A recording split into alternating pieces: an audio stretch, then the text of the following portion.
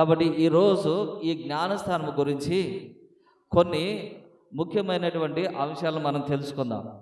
యోహాను గారు ఇచ్చేటువంటి జ్ఞానస్థానం ఏ జ్ఞానస్థానం అంటే అది మనిషి యొక్క పాపాలను క్షమించలేనటువంటి జ్ఞానస్థానం. మనిషి యొక్క పాపాలను క్షమించలేనటువంటి జ్ఞానస్థానము.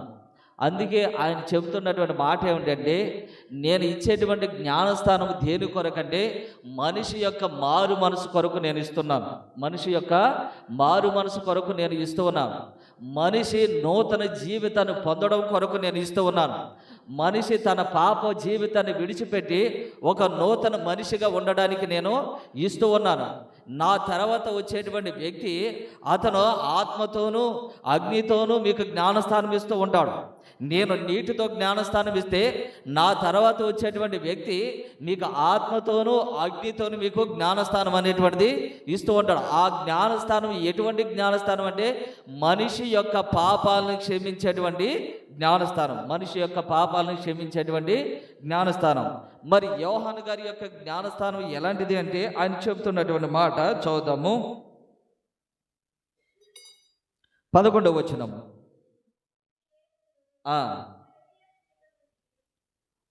11వ వచనం, 3వ అధ్యాయం 11వ వచనం.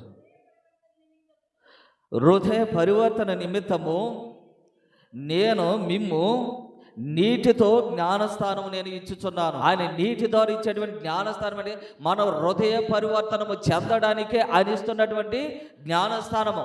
ఇక 2 విధాలుగా ఇక్కడ మనకి చాలామంది కూడా ఈ కన్ఫ్యూజన్ అనేటువంటిది ఉంది. ఏంటిదంటే మనమేమో జ్ఞానస్థానం అని చెబుతూ ఉన్నాము, ఇతర సంఘాల వాళ్ళేమో బాప్తిసం అని చెబుతూ ఉన్నారు.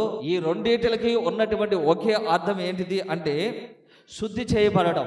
కాబట్టి మన జ్ఞానస్థానం అనినా కానీ లేదా బాప్టిజం అనినా కానీ ఈ రెండింటిలో ఏ మాట అయినా సరే మనము ఉపయోగించవచ్చు. తర్వాత రెండవది మనకు ఉన్నటువంటి అపోహ ఏంటిదంటే జ్ఞానస్థానము బాప్తిసం అనేటువంటిది చాలా మందికి కూడా తెలియడం లేదు. ఇక్కడ ఏమని అంటున్నారంటే పేరు పెట్టడం అంటున్నారు. పేరు పెట్టడం అని అంటున్నారు. ఇది ఈ పేరు పెట్టడం ఎక్కడి నుంచి వస్తుందంటే లూకా శుభవార్త 2వ అధ్యాయం 21వ వచనంలో మనకు అక్కడ ఒక సంఘటన అనేటువంటి జరుగుతుంది. ఏంటిదంటే క్రీస్తు ప్రభుకు సున్నతి చేయబడినప్పుడు అక్కడ ఏం జరుగుతుందంటే దేవదూత చెప్పినటువంటి మాట ప్రకారము యేసు ప్రభుకి క్రీస్తు ప్రభుకి యేసు అని పేరు పెట్టడం అనేటువంటి జరుగుతుంది. కాబట్టి జ్ఞానస్థానంలో కూడా మనము కూడా అనుకునేటువంటిది ఏంటిదంటే ఈ జ్ఞానస్థానంలో పేరు పెడుతున్నారు. కాబట్టి ఇది ఏంటంటే జ్ఞానస్థానం బాప్తిసం కంటే పేరు పెట్టేటువంటి సాంఘ్యముగా చాలా మంది కూడా అనుకుంటూ ఉన్నారు. అయితే ఇది ఈ లోకపరమైనటువంటి పేరుతో పాటు ఆధ్యాత్మికమైనటువంటి పేరు అనేటువంటిది ఇవ్వడము కూడా, ఆధ్యాత్మికమైనటువంటి పేరు కూడా ఇవ్వడం. అలా అని పేరు పెట్టేటువంటి సాంఘ్యం కాదు ఇది. పేరు పెట్టేటువంటి సాంఘ్యం కాదు ఇది. ఇక్కడ ఏమవుతున్నామో అంటే జ్ఞానస్థానం తీసుకోవడం వల్ల మన పాపాలను మనం ప్రాయశ్చిత్తం చేసుకుంటూ శుద్ధి చేసుకుంటూ దేవునికి అదే విధముగా శ్రీ సభకు మనము బిడ్డలమవుతున్నాం. దేవునికి అదే విధంగా శ్రీ సభకు మనము బిడ్డలమవుతున్నాం. కాబట్టి పేరు పెట్టేటువంటిది సాంఘ్యం కాదు. ఇక్కడ ఇంకొక మాట ఉన్నటువంటిది ఏంటిదంటే చాలామంది కూడా ఇక్కడ తల్లి శ్రీ సభలో జ్ఞానస్థానం పొందిన తర్వాత బయటికి వెళ్ళి చాలామంది కూడా జ్ఞానస్థానం పొందుతూ ఉన్నారు. చాలామంది జ్ఞానస్థానం పొందుతూ ఉన్నారు. దీని గురించి కూడా ఒక అవగాహన అనేటువంటిది ఉండాలి. నేను రక్షణ పొందాను అని చెబుతూ ఉంటారు. మనం ఇక్కడ బాప్తిసం పొందిన తర్వాత జ్ఞానస్థానం పొందిన తర్వాత మరలా వేరే ఒక దేవాలయానికి వెళ్ళిన తర్వాత ఒకవేళ ఇక్కడ నచ్చకో లేకపోతే పరిస్థితులు నచ్చకో వేరే దేవాలయానికి వెళ్ళిన తర్వాత అక్కడ ఏంటంటే నేను రక్షణ పొందాను అని చెప్తున్నారు. రక్షణ అనేటువంటిది మన తీర్పు తర్వాత మనం పొందుకునేటువంటిది. రక్షణ అనేటువంటిది మన తీర్పు తర్వాత మనం పొందుకున్నటువంటిది. రక్షణ పొందుకున్నామని అంటున్నారు. జ్ఞానస్థానం పొందిన తర్వాత రక్షణ పొందుకున్నాను అని చెప్తున్నారు. ఈ రక్షణ పొందిన తర్వాత ఎవరి మీద నువ్వు కోపడలేదా? నువ్వు రక్షణ పొందిన తర్వాత నీ దేవాలయంలో నువ్వు జ్ఞానస్థానము బాప్తిసం పొందిన తర్వాత నువ్వు ఎవరి మీద కూడా అసూయపడలేదా? నువ్వు ఎవరిని కూడా చూసి ఈర్ష పొందలేదా? ఎవరిని కూడా చూసి నువ్వు తిట్టుకోలేదా? నువ్వు ఆ వ్యామోహాలకి లేదంటే ఈ లోక తలంపులకు నువ్వు లొంగలేదంటే ఖచ్చితంగా ప్రతి మానవుడు కూడా లొంగిపోతూ ఉంటాడు, తిడుతూ ఉంటాడు, అసూయ పడుతూ ఉంటాడు. ఖచ్చితంగా జరిగేటువంటివి. మరి రక్షణ పొందిన తర్వాత ఇవేమీ కూడా చేయకూడదు కదా. రక్షణ అనేటువంటిది తీర్పు దినము తర్వాత మనిషి పొందుకునేటువంటిది. తాను జీవించినటువంటి జీవిత విధానాన్ని బట్టి దేవుడు ఇచ్చేటువంటి ఆ రక్షణ భాగ్యం అనేటువంటి పరలోక భాగ్యాన్ని రక్షణ భాగ్యం అని మనం చెబుతుంటాం తప్ప ఈ లోకంలో ఏ మానవుడు కూడా రక్షణ అనేటువంటిది పొందుకోలేడు. రక్షణ పొందుకున్నాడు అంటే ఈ లోకంలో ఆయన బతికి లేడు అనేటువంటిది మనం గుర్తుపెట్టుకోవాలి. రక్షణ అనేటువంటిది మరణాంతరం తర్వాత మనం జీవించినటువంటి జీవిత విధానాలను బట్టి దేవుడు ఇచ్చేటువంటి ఒక గొప్ప స్థలమే రక్షణ భాగ్యము. Praise the Lord. అయితే ఇక్కడ రెండవసారి ఇచ్చేటువంటి పొందుకునేటువంటి జ్ఞానస్థానం గురించి కొన్ని మాటలు మనకి తెలియపరుస్తూ ఉన్నారు.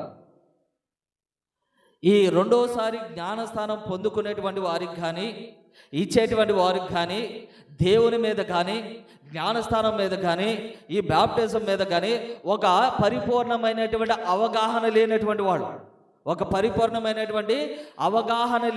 వాళ్ళు ఇక్కడ జ్ఞానస్థానం పొందిన తర్వాత వేరొక దేవాలయానికి వెళ్ళి అక్కడ ఉన్నటువంటి వారితో జ్ఞానస్థానం పొందేటువంటి వాళ్ళు తీసుకునేటువంటి వారికి ఇచ్చేటువంటి వారికి ఈ జ్ఞానస్థానం గురించి కానీ క్రీస్తు ప్రభు గురించి కానీ ఈ జ్ఞానస్థానంలో వాళ్ళు పొందుకునేటువంటి దీవెనల గురించి కానీ ఆ జ్ఞానస్థానంలో వాళ్ళు చేసేటువంటి వాగ్దానాల గురించి ఒక పరిపూర్ణమైనటువంటి అవగాహన లేనటువంటి వాళ్ళే ఏం చేస్తూ ఉంటారంటే ఈ జ్ఞానస్థానం అనేటువంటిది తీసుకుంటూ ఉంటారు. ఆ విధముగా చేసినటువంటి వాళ్ళు ఎలాంటి వాళ్ళు అంటే క్రీస్తు ప్రభుని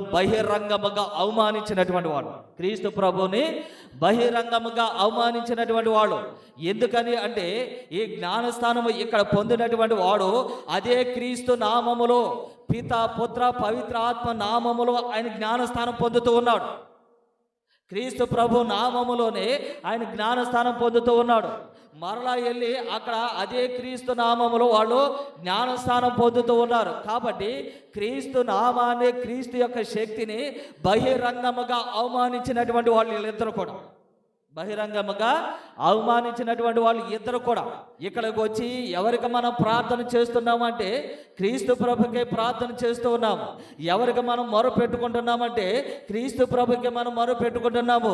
ఎవరికి మనము ఇదిగో మన విన్నపాలు తెలియపరుచుకుంటున్నామంటే క్రీస్తు ప్రభుకి మనం విన్నపాలు తెలియపరుచుకుంటున్నాము. ఎవరిని మనం ఆరాధిస్తున్నామంటే క్రీస్తు ప్రభుని మనము ఆరాధిస్తున్నాము. మరి ఇక్కడ లేనటువంటి శక్తి అక్కడికి వెళ్ళిన తర్వాత వస్తుందని నమ్ముతున్నట్లయితే గనక క్రీస్తు ప్రభుని బహిరంగంగా మనము అవమానించినటువంటి వాళ్ళం. కాబట్టి ఇక్కడ పొందిన తర్వాత వేరొక చోటకు వెళ్ళి నేను జ్ఞానస్థానం పొందుతున్నాను అని చెప్పుకునేటువంటి వాడికి జ్ఞానస్థానం గురించి పరిపూర్ణమైనటువంటి అవగాహన లేనటువంటి వాడు. తర్వాత మూడవది ఏంటిది అంటే ఇది చాలా కటువుగా ఉంటుంది అన్నమాట.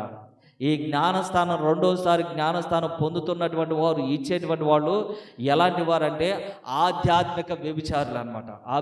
ఆధ్యాత్మిక వ్యభిచారులు. ఇది వినడానికి చాలా కటువుగా ఉండేటువంటి మాటే కానీ జరిగేటువంటిది ఇదే. వివాహములో మనం చేస్తున్నటువంటి వాగ్దానాలు ఇదిగో కష్టములోను, నష్టములోను, వ్యాధులోను, సౌఖ్యములోను అన్నిటిలో కూడా నేను నీకు ప్రామాణికముగా ఉంటాను, నేను నీకు తోడుగా ఉంటాను, నిన్ను విడిచిపెట్టి నేను వెళ్ళిపోనని వివాహములోను బలముగా మనం వాగ్దానాలు చేస్తున్నాము. ఆ వాగ్దానాలు విడిచిపెట్టి ఆ వాగ్దానాలను విస్మరించి ఆ వాగ్దానాలను పెడచెవిని పెట్టి మనము వేరే ఒకరితో వెళ్ళినట్లయితే కనుక దానిని మనం వ్యభిచారం అని అంటూ ఉన్నాము.